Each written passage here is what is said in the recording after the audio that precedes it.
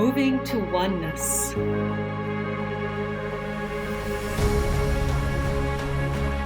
Nourishing curiosity. Embracing differences. Becoming one.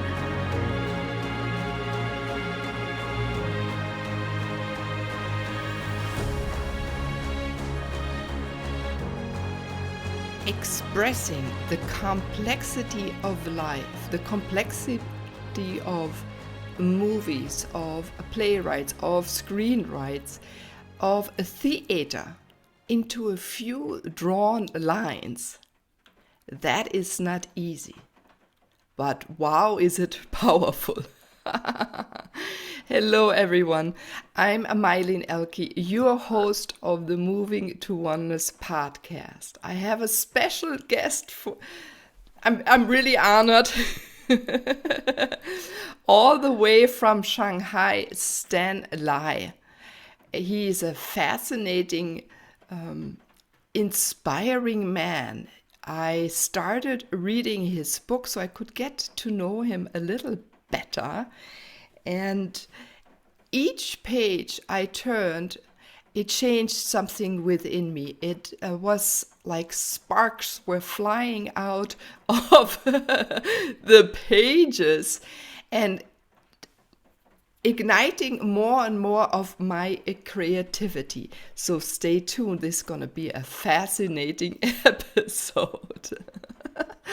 I'm laughing already because I'm so happy.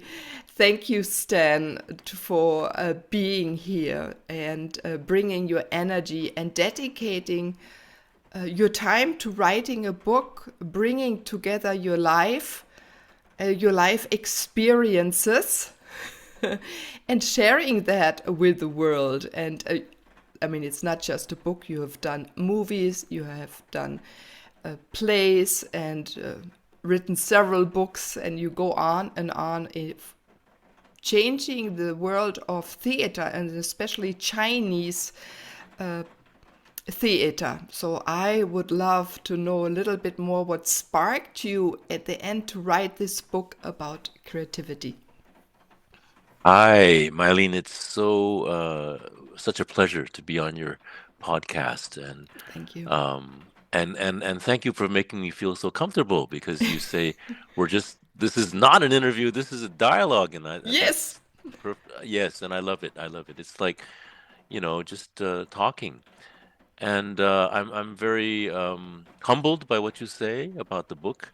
Uh, the the thing is, I've been doing creative work for 40 years. And for the first 25 years, I was teaching also. So I was teaching theater at a university level in Taiwan. And I was frustrated because I felt I was a good teacher, but I could only teach the talented ones or the ones who were already creative to be more creative. I couldn't teach those who weren't creative to be creative, you see? Yeah. And when I thought about it, I thought, hey, this is not my problem, and I shouldn't worry about it because I didn't notice on my job description that I'm supposed to teach people who aren't creative to become creative. But it bothered me. It bothered me to no end because I thought, I really believe that we all have creative potential within us. And how to bring that out was always something that I hoped I could discover. Then one day I discovered it. Basically, I was traveling in India, this magical land where so much inspiration comes to so many people. I was in Bodh Gaya, uh, and uh, and I'd been thinking about the Buddhist scriptures. One line in particular that I'd read many times, but suddenly it sort of hit me on the head, and the line basically says to be able to progress on the path, you need to have two things. You need method and you need wisdom. And this not only works for Buddhism, but I think for everything. I mean, if you want to be a surgeon, you need a lot of method, but you also need the wisdom of of medicine, right? If you don't have that wisdom, how can you be a good surgeon? If you want to be a novelist, you need skills, but you also need a wisdom of what is a novel, and to know, and basically the wisdom of knowing what is a novel, you have to know what is life, right? So suddenly it started to make sense that, wow, as teachers, we have kind of failed because we only teach method. Maybe we aspire or we try, but it's not part of our job description, and we don't think about it. It's like we don't even think about whether we are what's the word, uh, accredited to teach this thing called wisdom, right? Who gives us the power, or who says that, yeah, you're qualified. Okay, Mylene, you're qualified to teach wisdom, but how can you prove that to me? We don't even have a test or anything for this, or there's nothing in the educational system or the language. There is no department of wisdom that I know of anywhere in the world, or a college of wisdom. And I thought that very strange, because if that is true, then we have missed half of the equation in our teaching of creativity, and perhaps of all education. And so that's what sparked me to write this book, because I started getting, from this inspiration, I started realizing that, you know, I started realizing the simple truth that when we train our method in what we're training in, our art. Let's say if I'm training to be a painter, then I'm training my skills as in drawing and painting and everything. But if I'm training in wisdom, that's a different domain. That is not the domain of art. You can't learn wisdom in art. You can learn wisdom only in life. And who's your teacher in life? Because you're away from school, you're away, you see, this is where I got into this whole jungle, actually, of what happened to wisdom in our lives these days, and why can't we define it properly? Because as I thought of writing the book, you won't believe this, Mylene, but I went to Webster's dictionary to see Oh, what I is the read that. standard. It Yes, you made me read that. Okay. frustrating while I was reading. I'll be It's quiet it's now. it's funny in a cruel way, Oh, it is because funny in a cruel way. wisdom defined by Webster's is the quality of being wise. Okay? So I said, wait a minute, that's cheating, right? I mean, if I go to the dictionary and say, what does it mean to be German? And it says German means the quality of being German, you didn't say anything, right? So I went to cross-check the word wise to see if there was some enlightenment there. But it said wise is characterized by wisdom. So they made a loop, and it's like it keeps going to nowhere. And I asked a good friend of mine who was the head of the philosophy department at National Taiwan University. I said, what happened? Is Webster's dictionary cheating? And he said, not really, because wisdom is not a word that we can readily define, or are willing to define in this day and age. Because in this day and age, if you claim that something is wisdom, could this be dangerous? Could this be like, can I be starting a cult by claiming that what I know is wisdom, what you know is not wisdom? It's and so my friend Professor Ling, he said, actually, wisdom is up to every single individual to define. But the problem is, all of us have forgotten our obligation to define this most important word, and we let it slide. And after we let it slide, what is wisdom becomes very random, and we don't think about it anymore. But if we go back to the equation from the Buddhist scriptures, without wisdom, you're losing half of the two pillars that you need to achieve progress. And if you're an artist, I'm sure you understand what I'm saying, because without without wisdom, everything that you paint, or anything you write, or anything you play on the piano is just notes. Yes, yes, it's the trust that we whatever create is needed. I had to think about. I wrote so many pages of books, so I'm not going to even look. Everyone, I did not even finish his book because there's so much in every Oh single no. paragraph that you can converse on, because these are really live questions. You can go on, and we can have several episodes just of the wisdom, and it wouldn't even cover it when we go to the theater. That's why I know you have long plays, because we have condensed things in life. Even we have condensed wisdom, and it is missing our cultural acknowledgement also of wisdom. It's hard to say to a child, or we're not experienced, we're not seen when we are born, Stan, what we are, what we bring, because we all bring something else. So I like that word or the expression of your colleague where he said it's formable, but we have to bring back the essence into the uniqueness that each one brings a different kind of wisdom. So wisdom is what we take in, what we see, what when we relate to anything out in nature. That's how I see that. How do I relate to Mhm. a tree? How do I relate to another person? How do I react? And what input? And does my body move me? And how does my body move me? So there, it's not just the mind, it's also Mm, our mm, wholeness that creates wisdom in acting, as in art, right?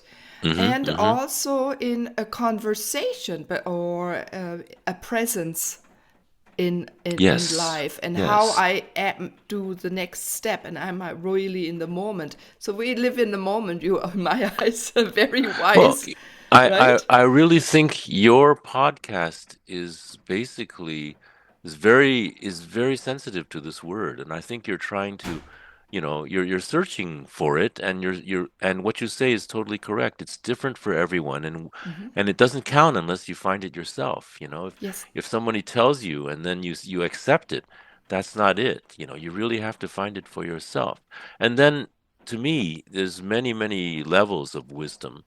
I think there's more of a general wisdom which can apply to anything, but also whatever you do, like you do podcasts, so there's a wisdom of podcast, Yeah. you to be able to do it right. And when I do theater, so there's a wisdom of theater. I'm a director, I'm a playwright. There's a wisdom to playwriting, there's a wisdom to directing, and it's not. I mean, you see a lot of artists with wonderful method. They have skills that are incredible, but if the wisdom doesn't catch up, then they fall into some sort of a, I don't know, a sort of a depressed state where their work doesn't progress, because in the end you need both. You need the wisdom and the method to work together. Um, I wrote in the book a conversation I had with the pianist Fu Chong, one of the most famous Chinese pianists. He passed away a few years ago in London. We were in a car in Taipei, and he was for a concert pianist, it was a very painful time for him because he was having arthritis. He was having acupuncture for Oh, arthritis wow. in his fingers, and so he couldn't perform. And but he was doing all these international piano competition juries, so he was a juror. And I asked him, "Is that fun?" He said, "Yeah." I said, "How is it?" He said, "My God, the young pianists, their fingers are absolutely incredible." And I said, "That's good." We were speaking in Chinese, and suddenly he broke into English, yeah, because we both speak English. And he said, "But," he said, "where's the music?" But that touched me too. That said, you wrote when I read that. Because Yeah. he's talking exactly what I'm saying is the music is the wisdom. The fingers are the method. And if you don't have the wisdom, I mean, what different are you from AI, an AI computer playing Bach, or Mozart, you know? Yeah, we're moved this way. And I had, a piece of art. I also paint, and sometimes I dance for myself, but it's all expressions, right? All Yes. these ways of art, ways of expressing what we sense, what we feel, it has not is not so accepted in cultures, especially our Western culture. And it still comes Mm-hmm. back from, I don't know, medieval times, very Mm. 18th, 17th century, right? The flavor is still here. We're breaking it now, or we're just breaking, and I don't know if it's going backwards. But I'm positive. So a piece of art, it has to have a need. I thought about that.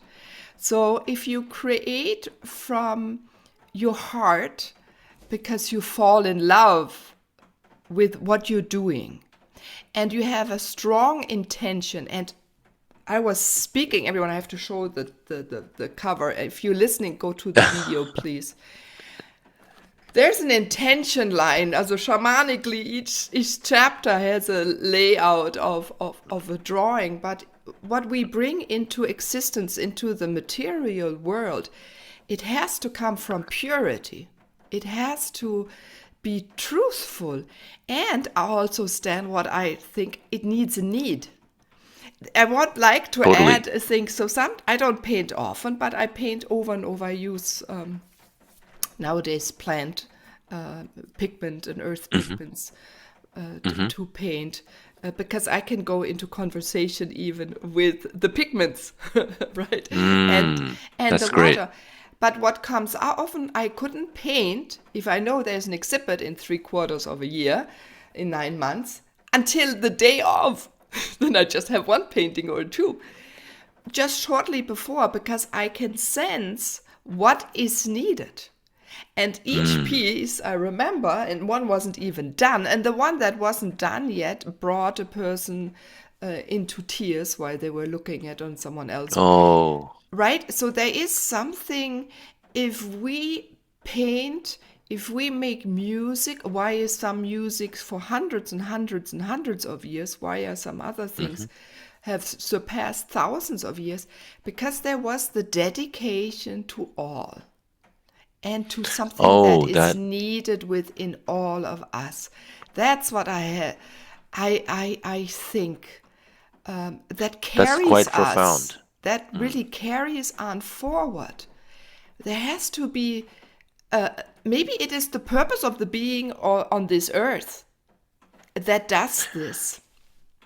Yeah, I mean that's very profound, Mylene. I think I would love to see your paintings. I'm sure they're very wonderful. You know, in the book, I talk about this need, and I call it the motivation for doing art. And you're totally right. You know, but what you're talking about is on a different level. It's already on a quite profound level of sharing, of linking into, I mean, your podcast name, the oneness of things, and linking in and then expressing from there. Okay, that's on a totally different level than what most people do. But what I wanted to say was like we all feel a need to express, but I question that. I say, is that enough to be able to say, okay, so I'm an artist, because we all need to express, but sometimes we're not very good at it, and then we never crack into the business and become an artist, or a musician or whatever. We're not good enough. But sometimes we think we're entitled to do these things, but in the end, the question is what you were just talking about. Who is it for? If it's just for yourself to satisfy your own some sort of inner need or some sort of psychological need, then my answer would be then, or my question would then be, who needs to see it, this art? Do I need to see it, or is it just for you? Or do you think, I mean, what makes you so arrogant to think that what you are painting or what you are writing needs to be seen by other people if it's only used to heal yourself or to express yourself? So when you get later in the Question. book, near the end, Mylene, I have Yeah. I have a question which is basically that I think the great art of the world of humanity is made to transform. But the question must be asked is transform from where to where? And I think you were answering that question already when you were describing your own painting and where it comes from and where it's going. So you want to transform, I mean, the greatest art, it always is transformative. We go there and then we're changed. And how are we changed? My feeling of it is that we are changed by being connected. We are connected to something bigger than ourselves, and Yes. and if you want to call that oneness, then I'm sure you will call it oneness. I'm fine with that. But there is a, there is a one sound. One is compiled out of and the one light, right? Shamanically looking at it, the several parts to this oneness. And so there is a chorus sound, a music, and our words are spoken. The vibrations of our particles in our body create sound. So when we are open to taking that in, and we come together, I love that you said the connection, because I think creativity is by itself, but it also needs another person or several other people to nudge it out of you. So as a professor, I think every student must be happy or lucky to have you as a professor, because you invite them to speak out what they think. I had to Yes. think through my college. I remember I studied business first here in Switzerland, and you needed 6 weeks to meet a professor, to where Oh had to no. sign in, because they were not really professors. They came in, okay, they were also in I see. outside Uh-huh. in the private sector, right? But when I Mm. studied the later landscape architecture, which Mm. I love because I love Mm. doing a lot of Mm. different things, and connecting them. Mm. But the Yes. doors of the professors, they were were always open, and you were Mm. going out then maybe to a bar, and there you would meet professors too and people from other settings. So also then the style of university on a campus, where conversion was invited, what is needed, because you have to see so many different perspectives of life, different ways of thinking, different cultures, how they react even to a word. And also when you were universities that came, again, I had to think a lot about while I was reading your book. At the beginning, universities, you went there for discourse, and we have Mm. lost that. If I'm looking now at my son, he goes, Mm. he doesn't have to Mm. travel, so far he can stay home. But it's so Mm. segregated. There is no Mm. community that forms. There's no intercourse. They go there, they come home. Sometimes they didn't go even to class because they have the computer, they go meeting or Zoom, Right. right? So this is missing. And lucky is one good professor. But do they have time to speak with the one who's teaching? Is the teacher there to be able to tickle out, to take a moment to be in the field of a student, sense its energy, feel its future?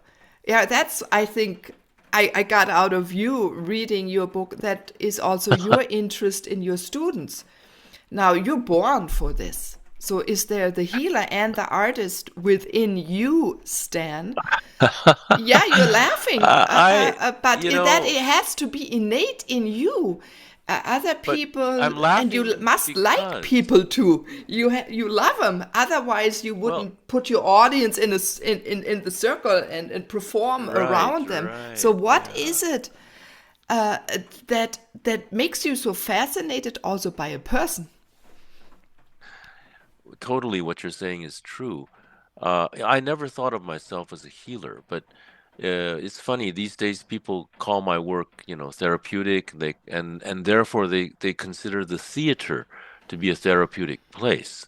And in my studies, I realized that like in the ancient Greeks world, you have a theater, and you have a temple, and you have a hospital, and they're together. They're always these things are bunched together as a civic, trinity there. And so you need the hospital for the body, and you need the theater and for the mind, and I guess you need the temple for the spirit. you know. So it all has to go together. And, you know, I've been doing theater for over 40 years, writing plays, mostly all original work. And the questions pile up after a while. Mylene, it's like, you know, not too many people get to write as many plays as I have or that are performed. And and after a while you really question yourself, is what more do I have to say to the world? You know, if I gave someone a microphone and they could talk and every year they have something new to say, who would listen to them after 40 years? You know, it's really kind of humbling to think that way. But what I do though is what you were just alluding to is I never cease to be curious about people, you know, and I always am thinking of making something for the world. You know, is it for myself or for the world? I always ask myself that. And it can never, I mean, it can never be purely for the world. That's too difficult. I don't think too very many artists are like that. I find people like Fra Angelico in the Renaissance. If you look at his work, you say, my God, this guy, he was, I mean, he's so altruistic. His work is just for his fellow monks and and for the world, and you can feel that in the art. But he's very rare. He's so rare, and I can aspire to that. But I know that when I'm working on a new project, there's still a lot of ego in me. There's still a lot of me that needs to be expressed, you know. But you know, I think it's a strange sort of dilemma that we're in. You know, I mean, after doing it for so many years, I ask myself, do I still have anything to say? And if I do, if the answer is affirmative, then I continue to work. You know, otherwise, I don't think it's worth it. But what you say is so totally true. We are living in an age where person to person communication is so rare. As you say, students in school, your son, they don't have to go to school. They don't have to, and you know, and it's just it's the theater then becomes an important place where people can actually see someone up there live doing theater. I recently saw a review about a performance in New York where everyone is wearing, you know, VR glasses, headsets, and they're watching a pre-recorded thing. They say it's what an experience, you know, but to me, I'm going, you're kind of defeating the purpose of live theater, aren't you? If you're doing that, because I think the real treasure of the theater is that is people can be, you know, facing each other, and we can be telling the stories of our time, of our place, and these stories mean something to us, you know, and that's how we do it. Yeah, because there's the presence. First, I had to think we don't just see someone on stage. We can feel them. No, So I have to think about an audience. If I'm in the audience, I'm surrounded by people. There's the breath, there's the smells. It's a lot of stimuli. But then you have the stage. If it's in front of you, you've changed the stages. You've very again shamanic circle style, right? Very old, going back in the I think Stone so. Age, right? Where Yeah, because what does a circle? It all makes us one. Where there is no hierarchy, right? But right. if you have someone on the stage or around you, you feel their energy, you feel their light. Now, I can touch, a person can touch someone else and transform someone without saying a word. And then you have movements, and it's, if there's an intention in the movement as well, which is theater also, right? There is intention Yes, in the movement. It's not just the spoken word, it's the thousand expressions on a face, and right. each performance is a tiny little bit different. Like the pre recorded, I think it's Totally. nice, but it's different if a different a Yeah, person is there, because then the actors or the person who brings over the wisdom or the speech, whatever. If you're a singer, I want you touch it and you read the audience. You read the audience, and then you can bring that kind of energy in. I think that is important to see. That came clear to me once I was in Las Vegas. I wanted to be once on stage. So I Oh, went to okay. Las Vegas. I was on the Inspire Theater, but it's very difficult for me to memorize. So I thought, oh, what am I what am I going to do? It's like 18 minutes I cannot memorize. But what the pre-setting did, it invited me to look at my life experiences and what is important. What do I even want to share? Is there anything interesting for other people? So I boiled it down to I don't know, a short poem. And I even had tough Mm, time remembering that. But I went on mm, stage and I thought, what do I do? The fastest way they can feel who I am is sing. So I just did a shamanic sound, and then I went mm. into my short poem. But by then, what has happened, we went into relationship. They Yes. understood who's Yes. on stage, who I am a little bit, and I Hmm. showed a little of my faults and my strengths in that poem. And then the topics came out. It was like in a pharmacy you have all these things where they have the medication in. Yes. And then Yes. one story after the other that was medication I could adjust. And I remember the rappers who were behind us for the evening Mm, show, because we mm, were too long, it took longer than anticipated. They were mm, knocking on the door behind me to mm. get on stage so everyone could feel it. But even that I integrated into that Ah, talk and that speech, right? It was not a nuisance. And then people could be touched, and people came later then and said, oh, you spoke to this and this. This is important also to see if we're free enough to bring in that wisdom, to channel what is needed. And each person is also so important. We channel our beingness into the yes. world. So this is really important, I think, why even as a teacher in a classroom, are you a teacher who stands in front, or are you a teacher that walks maybe through the room and Hmm. invites others? Yeah, so that is important in my eyes as well. Being present in the moment and reading, and then building out But of that something. Probably you do that in but theater Mylene, then anyway. we come back to the central question then. As a teacher, then what are you teaching your students? I mean, is it wisdom or is it method? And if you're thinking of teaching wisdom, how are you going to do that? What you are saying, approaching your professors, is you're trying to let the wisdom sort of maybe just rub off of them. It's like some sort of, sparkle or something like that. That I know my students, like, because I teach directing, I teach playwriting. It's very one on one, and so they have a lot of time being with me, and and all I can do is hope.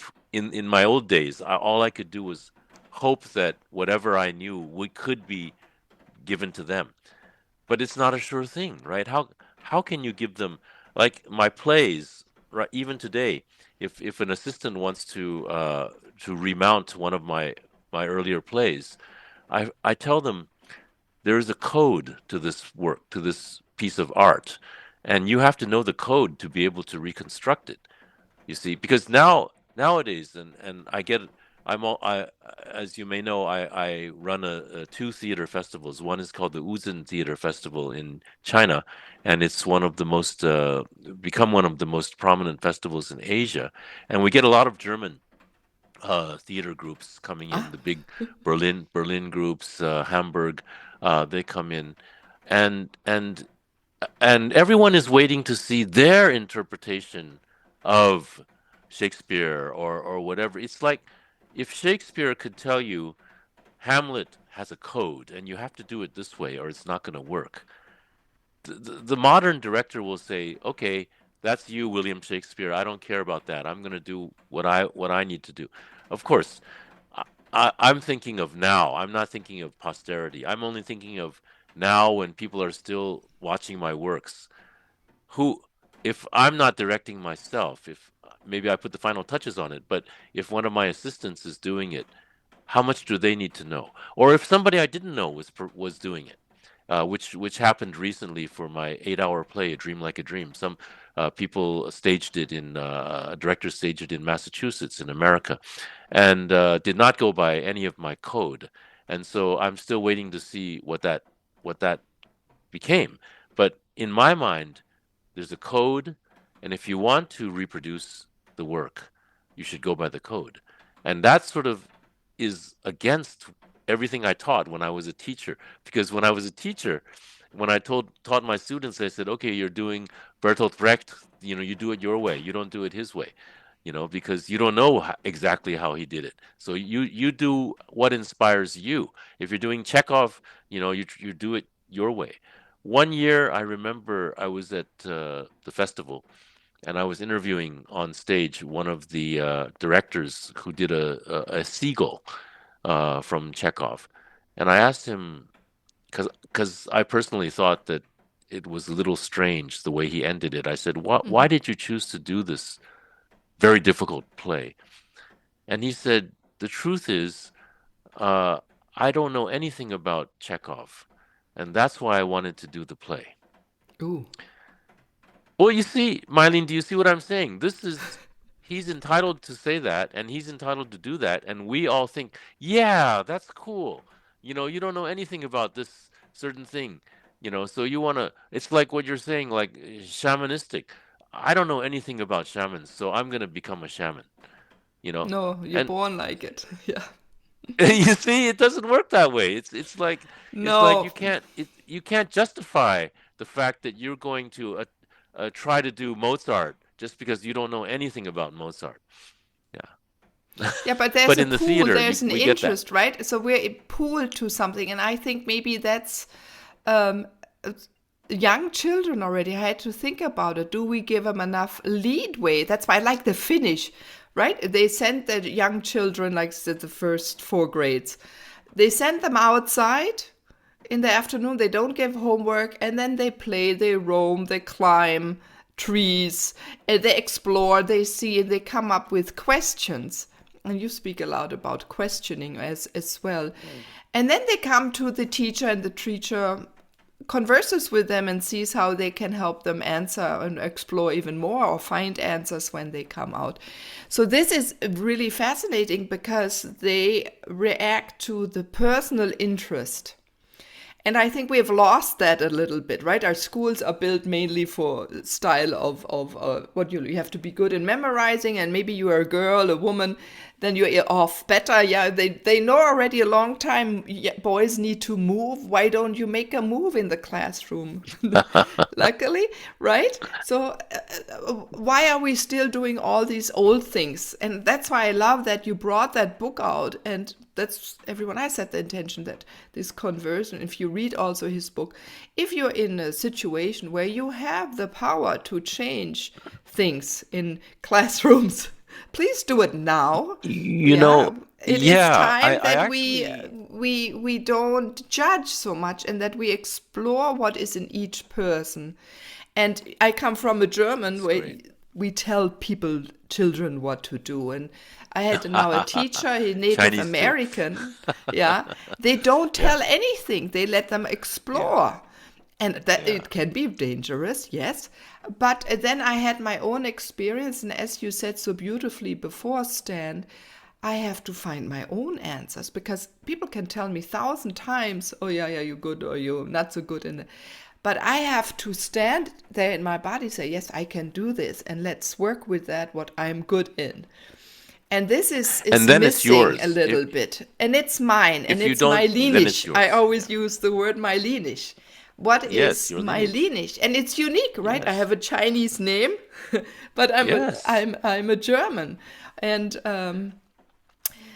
I have an American dad, so I'm such a mix, and I've lived in different places. I've been fed by the landscape of different regions. That makes me who I am, and then my interests. And do we look at that enough in any art, right? Are there too many Mm-hmm. critics that just write something and they don't even have a feeling in them, in the words that they write? It's just the Yeah. prestige things. And is there art that is good or not good? Who judges this? There is no judgment, really. There shouldn't be any judgment. But do you feel good or you don't feel good? And that is the simple thing. Or does it Well, to me, push you? there shouldn't be judgment, but there are things that we can see in in things that people express, whether it's art or whatever, if they're into whatever, line of work. And that is, what are you trying to achieve? What is your goal? Uh-huh. Because I do speak about a very difficult topic of, creativity being a double-edged thing, because if you're I mean, look, we all glorify all of the generals of the great, strategists of the past, you know, but their creativity was all for the means of killing people, and so we call that creative. Yes, I'm afraid we do have to call that creative, including things that we see today, like, bombs put into beeper phones, or whatever. It's like, it's officially been called very creative. But can you see there where what you need and what your motivation is? That comes in at the very beginning when you start a project. And so if you start a project with something that is extremely cruel, then that thing becomes very cruel. You can't escape it. If you start something with love, or you start something with very deep feeling, that's the thing that's going to come out and shine at the end. Whatever is there at the beginning, at the upstream, it's going to happen downstream. If you don't put it upstream, there's no way you're going to, in the last moment, be able to put something, you put some love into that bomb. That's not possible at all. It just doesn't work that way. So I put a lot of emphasis on that, and in a way, that what you put into it, that is your wisdom, you know. So what what you think about, your whole ideas about the world, about life, that all goes into your work, and that is what happens at the source, at the beginning of what you're trying to do. I did write a little bit about this experience I had in Bhutan, a very remote mountain in Bhutan. I was trekking with this British guy, and he said he was helping install an education system for Bhutan, the kingdom of Bhutan in the Himalayas, where everything is based on the students, the kids, elementary school kids, knowing everything about the things that they saw or used that day, where it came from and where it was going to go. Oh, interesting. Yeah, so if they brought lunch, let's say, so the bento box they brought it in, where did it come from? What is it made of? Where does everything that is made of in that box come from? And then where does it go and what happens to it? Or the soccer ball that they're kicking, or just the plant that they're the vegetable that they're eating. And I thought that was an amazing Yes. way to think about education, if because what it's doing is it's teaching you to not only understand, but to place value on everything's cause and everything's effect. And you are realizing that anything that happens in life may be caused by you yourself, in Yes, the yes. end. And so who are you complaining to if everything happened because of yourself, you know? Uh, yes, yes. So we set our future. Do we live into our future? Yes, yes. And, you were speaking. Where is the source from? One of your drawings, I think it has a line. You have an arrow and a line. So Right. for me, Uh-huh. it is as in our teachings, we go into the source and into the non-material a lot. So Mm. where does everything start from, and what principles are there? And you touched on those. And we break it down to intent, right? The principles even of the intent, and once it crosses this line, you had drawn that too, then it comes Mm-hmm. into existence. We call it an intention, and what you've set out. So yeah, you're so right. What principles do we also create from our beingness? and Yes. our life experiences and the intentions and the desires, and understanding what is needed, and how strong is our will to put that into the world, and are we aware and open enough to let that come through. So you asked me before, I love to invite people to really stay open to go into higher frequencies. Art does that. You do that with your beautiful work, your movies, your plays. You bring them into, in a way, in a trance, even that where they all sit around, right? So they can really go higher and take it in. I And wouldn't then call we it a create. trance, but Yeah, I in a call way, it you bring the vibration higher. Let's put it this way: okay. it's a setting. You want to do something with them, right? How do you transform? So Yes. you have the vibration, the You bring frequency has them to change too. you bring them into a reality. It's a different reality. I wouldn't call it a trance. You may call it a trance. I'm fine with that. It's just that I consider it, if you're skilled as a playwright and director, you can bring the audience into a different world. And Yeah, when they're in that world, they're comfortably in that world and they stay there until you ask them to leave, which is at the end of the show. If you're not skilled enough, they come out in the middle, and then they wander. Their minds wander. But if you're skilled, you keep them in that zone or in that world or in that trance, whatever you would like to call it. And in that, if you call it a higher frequency, I just call it a different frequency, then the question still remains, is what are you trying to achieve in that frequency? What are you giving them? yeah, that's my If question. If you take yeah, someone if in you're for 8 giving, hours, one of your places yeah, 8. If did I understand 8 that right? hours, right? Now Yes, it's that called a dream is like a a dream. Yeah. gift. How do you do? Yeah, but how do you Well, do to keep me as a person in the hmm audience submerged in a way in that other reality that hmm powerful in my Well, the eyes, first answer right? is I have three intermissions, and one of them is long enough to have dinner. So Uh-huh. it's not 8 straight hours. It's not like sleeping 8 hours.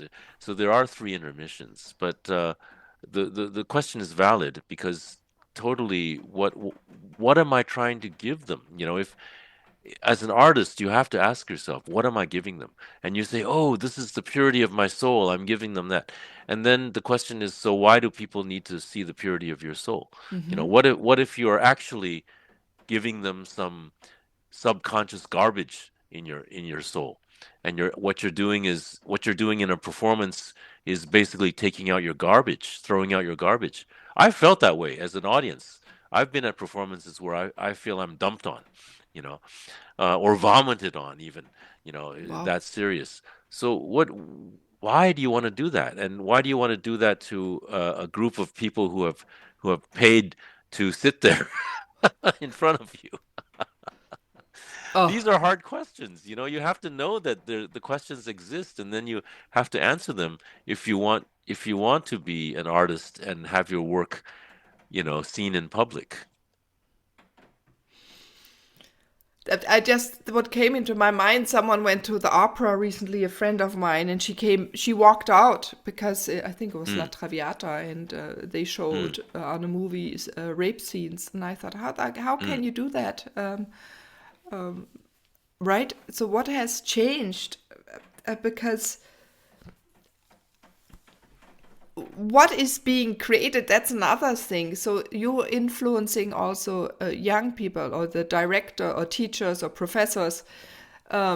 Is that now a fad to do this? But I did also, Yeah. I did not know what crosstalk was. So I researched Ah, that yesterday. ah. And Oh, there is a small group called Einstein Troupe, really?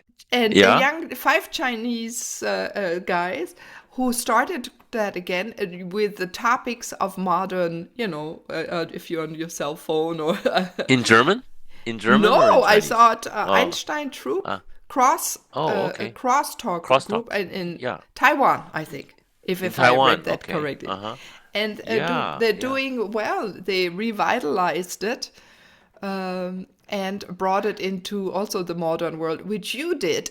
I have to tell that everyone, if I understood the crosstalk, you Hmm. created that way, old ancient Chinese, if I understand It's a correctly, way of Chinese stand-up comedy. express Yeah. stand-up comedy, Yeah. and you did it, and so many people watched. I Well, mean, millions it of died. people It basically, downloaded, and this you is an art. have people doing it without Yeah. permission in the 10,000s. You hold a record for this, so there is something that you do that touches people, that wants to do it also, and that was also in your book. It's you bring thought out. You made me write. I had ideas. Can't be fast enough That's in great. implementing it, but I wrote it down, and I can't wait to read the next and reread your book, because you can read it 1,000 times, I think, or watch Oh, probably thank your you so much. plays. You're too kind. No, Yeah, no, you have to see a there play of is mine something about sometime. you. Yes, I Yeah. will. I tried on the movie. I looked for Yeah, Dream it's Like a not Dream online. or Blossom, or Dream Like one a of. Dream, none of that is online. It's live theater, so Yeah, genau. So you I have to have see it to. live. Yeah. Yeah, I have to Yeah. come maybe one day to China and watch it. Oh, yes. Or we come to you sometime. Yeah, Or that may this. happen also. Yes, yes. Yes. Yeah. And I also wanted to say, is you did that came yesterday. I was reading that you worked on the closing ceremony for the Olympics in Yes. Beijing, The and also Deaf in Olympics, Sydney not the Beijing Olympics, the Deaf Olympics in Taipei at the for the Deaf deaf people. Olympics. Yes, yes, Yeah, and yes. it The was opening and yesterday the closing. closing of the Olympics. No, that was yes, I thought it that was was a in funny Milan. thing that Yeah. I read about that on the Ah, day when that's it was great. Yeah. about the Olympics. So the divine timing, why do we come together? So this is another question. You didn't have so much in right? Is it the divine timing? When do we do things again? And is that also I in the creativity? more and more, Mylene, I don't think in terms of divine. I think in terms of natural. Yeah, It's natural just state. Yeah, yeah, it's just we just go with it and it happens with so many coincidences that you don't call them coincidences anymore. It's like, I'm sure if we talked more, we would find common friends, and then pretty soon we'd be related, right? Yeah, it's like the world is vast, but it's also very small, and each footstep that we take comes from the footstep previous, and so we are moving somewhere. Everyone is moving somewhere, and so to be able to meet like this is very precious. I I really, think so. so I really mm, think it's not by accident. No, never. When Never. you have a intent. No. Yes. I can't even explain it. I think I could give a method behind it. But sometimes life is the method, Right. Life is the right? method, and life is the wisdom also. And Both. life, creativity comes out of life. And putting the method, I think for me, the method in my creativity, if I'm cooking, I'm doing the household, I'm also, not just as, that is also art, right? Each mother Oh, every I think day so. puts that in. Definitely. How do you react? And my big wish is that we let children be more who they are, that we give them a room. So something you do also in theater, and maybe speak that into that a little bit. You create a room where they can explore, and it would Mm, be mm. nice, the big wish for me, that parents do that more and more, give their children the room where they can explore, where there are not too many rules, uh, and Mm. see what makes them tickle and where to go, or even in relationships, in partner, in a business field, right? So Yeah. how do you have a tip how people can create a room and in a way feel comfortable in standing back or just being present as the other unfolds?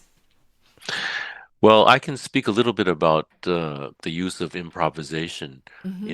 in the arts because I use a lot of improvisation in my work. I started 40 years ago basically using improvisation to build plays with my actors. But if you want to create a room where people can do things freely, the main thing is you need to set parameters. You can't just say this is a room and you can do and just go. I can't say to you, let's do an improvisation. Start.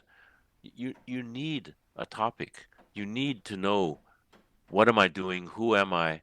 What is the situation? And then you can improvise. And then you can be free to do whatever you want. So for me as a theater artist, what I did in those days, I don't have the chance to do much of it today because my actors have all become too too busy, Mm-hmm. is that they they come and then you say, okay, we're working on a play. This is the vision for the play. So you know the vision, and then these are the characters. You are so and so, you are so and so, and we put you together in a room, and then you just take the ball and run. You react to the parameters that I've set up, and in the end, I find that I have written a play, but you may know more about the character than I do because you create the character. Ah. And for the actor, that's very liberating. And it's like they're not just handed a script and say just you know do this, but they are creating the character based on all of the parameters that I've set up and actually we discussed some things like many of the very great actors that I worked with at the beginning of my career. They turned out to be some of the finest actors in the Chinese language. We were friends, we would be, having dinner after the rehearsal or whatever, and we're talking about these characters as if they're really people, and they would be they would be, let me put it this way, they would show their displeasure at any moment to me, which is not always happens these days in my rehearsal room because I don't have time to talk to the actors that that much. But in those days, they would be saying, "Listen, Stan, this guy, this character shouldn't be. He shouldn't come from this city. He should come from that city." And I say, "Why?" And we can discuss. We can have all these crazy, dialogues about what is the sign. Is this a Sagittarius or is this a Gemini? The character and about the character's past and the future, the whole profession and everything. Because if you set these things up properly, then you have the makings of a good play. But then again, you see where it comes down to this is a method. But where's the wisdom to this method? The wisdom to this method means that I would need to know what what everything about this character to be set correctly to make a good play. How do I know? So this is where your training is not in method but is in wisdom. You have to know. And the knowing is the wisdom. And that's a difficult thing to achieve. You have to really work on it in your life. So the trusting oneself in the decision you make or You the have words to. you speak. And if even sometimes it feels it's awkward or and maybe I have to use myself as an example here again. But I had to learn that I channel, but I don't have Mm, mm, some. I don't see things like some other people, and they can translate mm-hmm, that. Some people mm-hmm, hear very well, and they translate. I had to trust that when I open my mouth, suddenly mm, talk a certain topic, that it will touch the other person. mm, And that took time. So that also means we have time in exploring the way we function.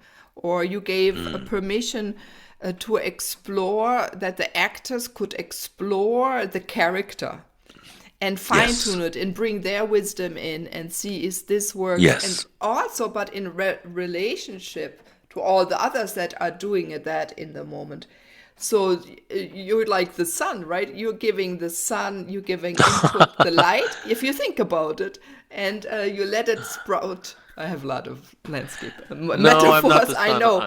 I'm But I'm the each plant fence. is I different and fence them can in. do, right? It grows different or exposed, Yeah. how tight it is to others, or if there's enough water or nutrients. And you're giving a lot of nutrients and uh, uh, flexibility. Ooh, there's a good, there's no resistance anymore then. So first of all, they trust you to explore Oh yes. themselves, and that you Oh yes. listen and see them and what is coming out. So maybe that is another reason. Is that also a method? Is maybe also a method Yes. in There's a letting them yeah. It's a method that works both ways because it's a trust that between myself and my actors who are collaborators, and I trust them to understand the character, but they trust me to shape shape the work into the final form, and they don't question that in the end when the play is done and we're performing for an audience. They totally have their trust that this is the way the play should be. It shouldn't be any other way. And then the trust that you finally that they are allowed to adapt it again in the Yes. moment when you perform, right? So I think And that what makes you the you difference were that we. saying, right? What you were saying is so important because that trust also emanates out into the audience. The audience feels the trust, and you can feel it when you're watching a performance that is created through trust and love and sincerity. That is so different from seeing a group of people who just came together for a paycheck, you know. And the trust, so if you feel, if you trust me, I trust myself, and I trust you, let's say, and I'm an actor, that spurts my creativity. So we can only be, I think, often creative when we can be true. And it doesn't matter if it's under stress or not stress. Sometimes stress is nice, or time restraints. Something really comes out fast, right? You do the But best you things have to because know you that don't you're think. you But you have trust. to know that you're totally, you have the permission to do whatever you want. Yes, so that's the That's method very again. important. Yes. Yeah. Wow. Wow, wow, wow. Thank you, Stan. You have so many beautiful impulses to support people to be creative on any endeavor they have. So, everyone, read his book, and it's called CreativiTry, right? You Yes. can say it better. Yes. Asia's iconic CreativiTry. playwright reveals the art of creativity. I'm going to show it one more time. Oh, thank you so Yes, much. it Yeah. is. It really is. It spurts the creativity, and I think, Stan, it's so important that we allow ourselves to be creative. We allow others to be creative. Like when you, as you said, you give the impulse, but they can play with the impulse, and so it's interesting that you so play right. And if I take the word play and write out apart, that means we can Yes. play again. We don't play enough anymore in this world. So Right. much gets Right. lost because we're not with each other and we don't play so much. And then play right. It's Yes. not Yes. just the right as writing, but also the right No. of the correct way. Play as you desire. That is maybe the what I call But right, and also the word explore. right, which I wrote in another in the selected plays that I translated of my own. I have something about the word playwright. Right does not mean right, as like writing a letter, but it is the word for like wrought iron. Like you write the iron. It's that word. You're like a shoesmith or an ironsmith. That kind of wrought. So in Chinese, the word for play is the same. It's amazing. It means play. It means have fun and play. But the word for writing a play is to weave a play. You weave like you're Ooh. weaving a basket. So if you're writing a play, it's not writing the words, it's wroughting. It's like making this beautiful sculpture. And that's I think that's the way that Shakespeare, all these people, that's what they were thinking when they're doing, and not just using a pen to write.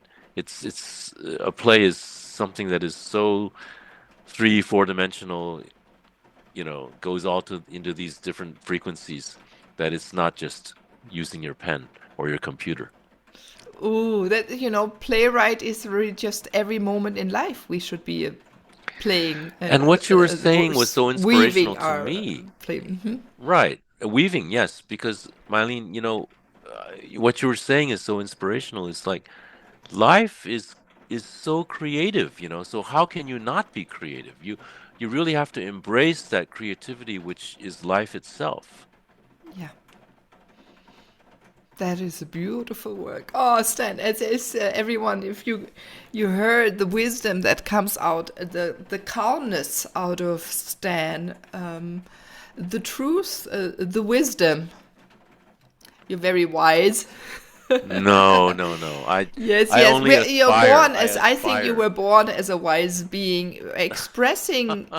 Yeah, there is a wisdom carrier and expressing wisdom. They exist also, and we have shrunk them down in so not. There's another kind of where people can go to and ask and feel free again to ask and go Mm, back and become creative because they were able to ask someone that question or be yes, shown something or or maybe right. just a hint of how can you answer your own question better or what something like this or send them on a journey so they explore themselves and Stan. So thank you very much, and I'm intrigued to learn more about your work. It's on my bucket list to go to China. I've read so much when I Please was a young come girl. when yes. See one of my productions Yes, somewhere. that would be Yes. fascinating. I'm really Yeah. setting intention on that. And And tell me Stan, what you think about the rest of the book, please. I'm very curious once you finish it. yes, look all the pages I'm writing. Oh no, oh my gosh. And this and I'm not a person that writes a lot, not comes on top of it. Ah, So you oh wow. see, and I had to write about my life in another book. I had to stop reading and write, and Ah, then I go for walks, and then the it just you open up people, Stan. You open thank people you. up. uh, as I said again, there is no resistance suddenly, and it can flow. And it's the connection to the cosmic, it's the connection to the earth, it's the connection to other people, and to connection to ourselves and to our source from where we can source our creativity. And yes, and put it sometimes into a method, and maybe not put it sometimes in a method and see what happens. That's the method too. Yeah, so Yes. Right. Yeah. yeah. Oh, wonderful. So, do you have the the last wisdom, the words, something to give at the end to to make it a round for the I audience? just have my wishes that everyone really embrace the creativity of life, and then you will see how actually it is. To me, the life, if you really take it apart and see really inside, there is something very beautiful and glowing about it that is closer to compassion than cruelty. And so we really should see that and see how everything in the world happens and grows because of love and compassion. And that is, to me, that is a place of wisdom. Yeah. Oh, so beautiful. Thank you, Stan, No, for thank you for having me. bringing your energy to the Moving to Oneness podcast. And this episode is going to travel far and touch many I, people's heart and well, creativity. So well, thank you've you for being inspired here. me because of just by having the name Moving to Oneness. I think that the title itself has inspired me to say what I've said today. Otherwise I might not be you know, you have opened something in me. Let's put it that way. Thank you. I'm touched. Thank you. So I hope everyone, you feel that something is moving within you, and bring it out and let your light shine out into the world. You're such a beautiful being as well. Let your creativity shine. So this is Mylene, your host of the Moving to Oneness podcast. Have a wonderful day or evening. Bye bye.